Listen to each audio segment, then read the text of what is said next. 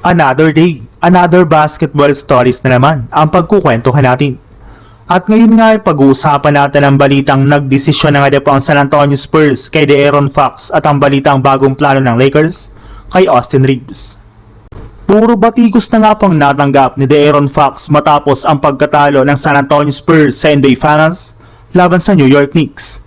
Marami nga po ang mga fans at analyst ang nagsabi na si Fox nga po ang tunay na rason bakit natalo sila sa Knicks sa dami ng mga nagawa nitong pagkakamali sa mga nakalipas nilang laban.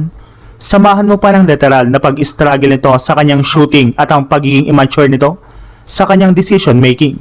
At dahil nga po dyan ay nararapat nga na po talaga na i-trade na lang ng Spurs si Fox sa lalong madaling panahon ngayong offseason para makakuha sila ng mas magaling na player.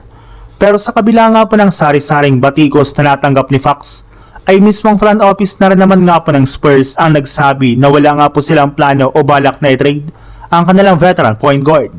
Kailangan para naman nga po ng kanilang team ang kanyang presensya at ambag sa kanilang magiging kampanya sa susunod na season. Ibig sabihin, pananatilihin pa rin nga po ng Spurs si Fox sa kanilang lineup ngayong offseason.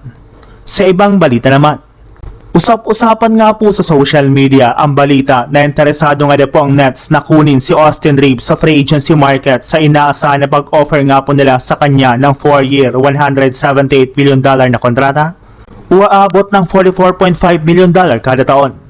Kung inyo nga pong susumahin, pang superstar na nga po ang ganitong klaseng kontrata na ibibigay ng Nets kay Austin Reeves. Pero para rin naman nga po sa inyong kaalaman, since nga po once na official lang tanggihan ni Austin Reeves ang kanyang player option ay magiging isa na nga po itong restricted free agent, ibig sabihin, kakayanin nga po ng Lakers na tapatan o lampasan ang ginawang offer ng Nets sa kanilang player. Kung gagawin nga po nila iyan ay marahil magagawa nga po nilang panatilihin si Reeves. Ngunit kung hindi nga po nila ito bibigyan ng mas malaking kontrata ay asahan na nga po ninyo na mawawala si AR sa loob ng free agency market. Kaya kailangan na nga po ng kanilang front office na magbandali sa paggawa ng desisyon ngayong offseason.